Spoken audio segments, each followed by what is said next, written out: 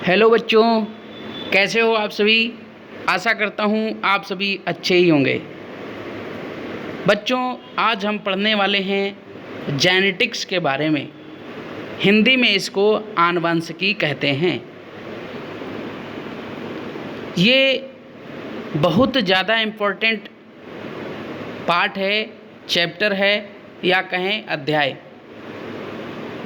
ठीक है बच्चों, इसे आपको ध्यान से पढ़ना है और ध्यान से सुनना है, क्योंकि जेनेटिक्स का जो पार्ट होता है, भाग होता है, इसे थोड़ा कठिन माना जाता है।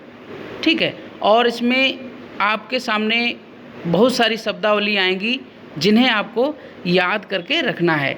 ठीक है, तो आइए देखते हैं जेनेटिक्स। आप धैर्य रखेंगे, हम सभी बिंदुओं को इसमें शामिल करेंगे। ठीक है, जैसे जैसे हमें लगेगा आगे बढ़ते जाएंगे, हर एक टॉपिक को इसमें हम शामिल करके चलेंगे और कंप्लीट जेनेटिक्स को पढ़ेंगे। ठीक है, तो आइए सीधे अपने टॉपिक पे चलते हैं और देखते हैं जेनेटिक्स। इसको हिंदी में कहते हैं आनुवंशिकी। आनुवंशिकी है क्या आखिर में, इसकी क्या परिभाषा होनी चाहिए?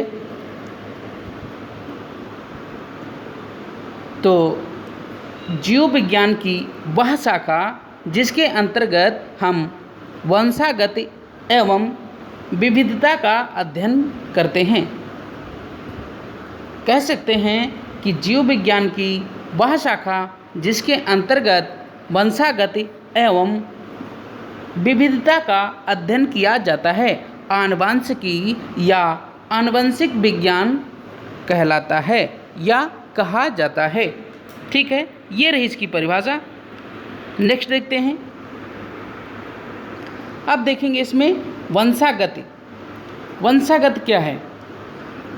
वंशागत जनक से संतति में लक्षणों का स्थानांतरण या एक पीढ़ी से अगली पीढ़ी में लक्षणों का स्थानांतरण वंशागति कहलाती है। ठीक है, अब आगे देखते हैं। आगे एक शब्द मिलेगा आपको, विविधता या विभिन्नताएं। बात एक ही है। क्या है विविधता और क्या है विभिन्नताएं? तो देखेंगे, जीवों में पाई जाने वाली असमानता अथवा जनक एवं संतति में असमानता को विविधता या विभिन्नता कहते हैं। ठीक है बच्चों, यहाँ देखिए, जनक, जनक का मतलब है माता पिता, या कह लें जो जन्म देता है, और संतति का मतलब संतान, जो माता पिता से उत्पन्न हुई संतान होती है उसको संतति बोलते हैं। ठीक है, जैसे इसमें हम लोग देखेंगे कि मेंडल ने पहली पीढ़ी में जो पौधे लिए और उनके जो सीड्स लिए, बीज लिए, उनको अगली पीढ़ी में देखा क्या लक्षण जा रहे हैं। तो जो प्रथम पीढ़ी है वो जनक कहलाएगी और जो दूसरी पीढ़ी वो संतति होगी।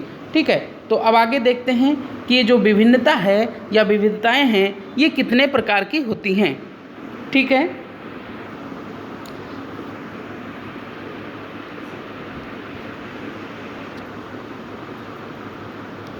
तो हम अगर विभिन्नता या विविधता के प्रकार की बात करें तो ये दो प्रकार की होती हैं। नंबर एक, सतत विभिन्नता होती है या विविधता कहें इसको। तो ये सतत विभिन्नता क्या होती है? निरंतर आने वाली विभिन्नताएं या निरंतर चलने वाली विभिन्नताएं क्या कहलाती हैं? विविधता या विभिन्नताएं कहलाती हैं। अब इनका कारण क्या होता है? क्यों निरंतर चली जाती हैं जो इनमें विविधताएं पाई जाती हैं? इसका कारण क्या है? लैंगिक जनन। लैंगिक जनन बच्चों, इस लैंगिक जनन में जो दो जनक भाग लेते हैं और इनकी जो संतति होती है, दोनों जनकों के लक्षण उस संतति में जाती है। यही कारण है कि ये जो विभिन्नताएं होती हैं पीढ़ी दर पीढ़ी वंशागति होती जाती हैं, मतलब एक पीढ़ी से दूसरी पीढ़ी में विभिन्नताएं चली जाती हैं। ठीक है, अब लैंगिक जनन मतलब लैंगिक जनन में जीन विनिमय एवं पुनर्योजन के कारण यह विविधता आती है। समझ गए। नेक्स्ट देखते हैं नंबर 2, असतत विभिन्नता या विविधता। ये कैसी होती हैं? ये विभिन्नताएं निरंतर नहीं आती, ये अचानक प्रकट होती हैं। इसी को कहते हैं उत्परिवर्तन। तो ये जो असतत विभिन्नताएं होती हैं, ये निरंतर विभिन्नताएं नहीं आती, मतलब एक पीढ़ी से दूसरी पीढ़ी में नहीं आती हैं। ये कैसे आती हैं? ये अचानक प्रकट होती हैं। और इनका कारण क्या है? इनका कारण है उत्परिवर्तन। इसको कहते हैं म्यूटेशन इंग्लिश में। जीवों में अचानक प्रकट होने वाले परिवर्तन या जीवों में होने वाले अचानक परिवर्तन, इसको कहते हैं म्यूटेशन। और इसको बहुत विस्तार से समझाया है एक वैज्ञानिक हुए ह्यूगो डेब्रिज, जिन्होंने इसको खूब अच्छे से समझाया है। हम आगे पार्ट में इसकी चर्चा करेंगे। अब अगला देखते हैं जो आनुवंशिकी है, इसकी कुछ शब्दावलियाँ हैं जो आपको बार बार इस चैप्टर में पढ़ने को मिलेंगी। तो आनुवंशिकी की शब्दावलियों में सबसे पहला जो शब्द आएगा आपके सामने वो आएगा जीन। जीन आएगा। ये जीन क्या है, इसे क्या कहा गया, इसके क्या कार्य हैं? तो बच्चों आपको बता दें, इसी जीन को मेंडल ने मटर के पौधे में जो प्रयोग किया उसको कारक बताया। उन्हें नहीं पता था ये जीन है, वो इसको पहली बार, क्योंकि इसीलिए मेंडल को जेनेटिक्स का फादर कहते हैं, पिता कहते हैं। हमें पता है ये बात आपको खटक रही होगी कि सर ने पहले क्यों नहीं बताया, तो अब मैं बता रहा हूँ। अभी आगे खूब विस्तार से पढ़ेंगे, लेकिन यहाँ पे सिर्फ हम शब्दावली को पढ़ेंगे, इसलिए थोड़ा थोड़ा जो शब्द आएंगे आपके सामने उनका परिचय लेते हुए आगे बढ़ेंगे, ठीक है। तो ये जो जीन हैं इनको मेंडल ने कारक कहा था सबसे पहले। तो क्या कहा गया? जीन क्या है? जीन आनुवंशिकता का आधार हैं। क्यों आधार हैं? क्योंकि यही जीन एक पीढ़ी से दूसरी पीढ़ी में लक्षणों को ले जाते हैं, ठीक है।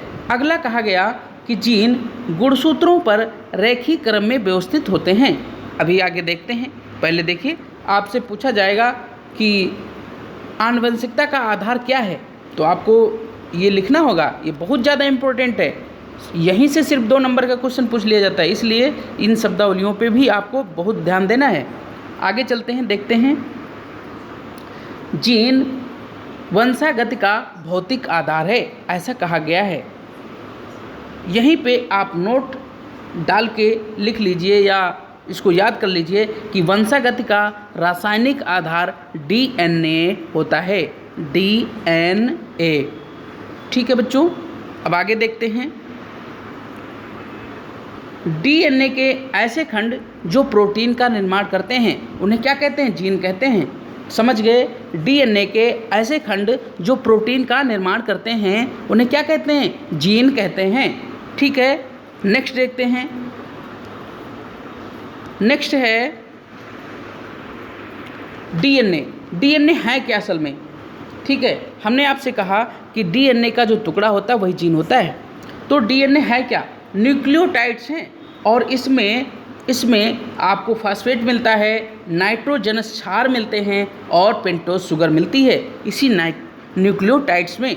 और जो ये नाइट्रोजनस क्षार होते हैं इसी में आपको एडेनिन, ग्वानिन, साइटोसिन, थाइमिन मिलता है, ठीक है बच्चों। अब आगे देखते हैं कि जीन है क्या। देखिए जीन क्या करते हैं, यहाँ पे हमने लिखा जीन। जीन क्या करते हैं? ये प्रोटीन ही होते हैं जो लक्षणों को एक पीढ़ी से दूसरी पीढ़ी में ले जाते हैं। इसी को ट्रेट भी कहते हैं बच्चों। देखिए ये है डीएनए, ये है डीएनए का डायग्राम। आप आगे पढ़ेंगे डीएनए का डबल मॉडल, ठीक है, तो वहाँ अच्छी तरह से इसको पढ़ेंगे। अब देखिए जीन है क्या।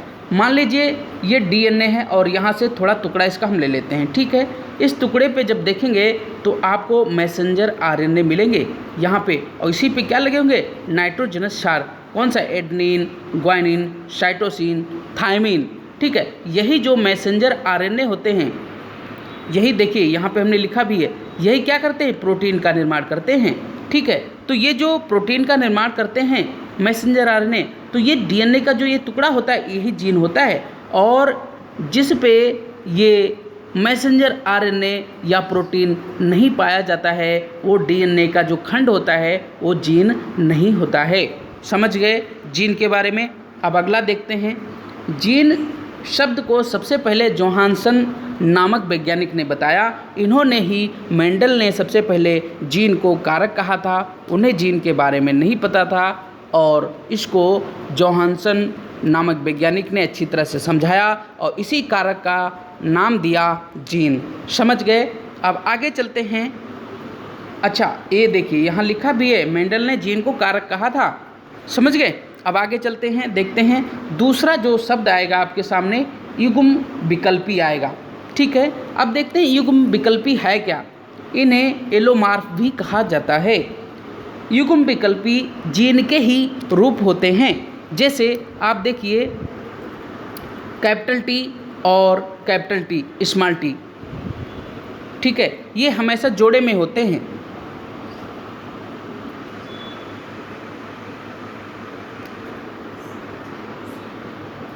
ये जीन के दो विपरीत रूप भी होते हैं। कौन से? युग्म विकल्पी। ठीक है बच्चों, तो आज बस यहीं तक। मिलते हैं नेक्स्ट वीडियो में। इसका नेक्स्ट पार्ट हम बहुत जल्दी लेकर आएंगे। इससे पहले आपसे मेरी रिक्वेस्ट है कि अभी तक यदि आपने हमारे इस YouTube चैनल सम्मिलित शिक्षा को सब्सक्राइब नहीं किया है तो कीजिए और वीडियो को ज़्यादा से ज़्यादा लोग शेयर करो और इसे लाइक ज़रूर करो। आप लोग लाइक करने में कंजूसी करते हो, हमारा इससे मनोबल बढ़ता है, हम भी मोटिवेट होते हैं कि आपके लिए अच्छा से अच्छा कंटेंट लेके आएँ। तो आपसे बच्चों ये उम्मीद करते हैं कि आप मेरा सहयोग करेंगे। ठीक है, तो मेरे साथ बने रहने के लिए बहुत बहुत धन्यवाद। आप पढ़ते रहिए, स्वस्थ रहिए, मस्त रहिए। मिलते हैं नेक्स्ट वीडियो में, तब तक के लिए जय हिंद।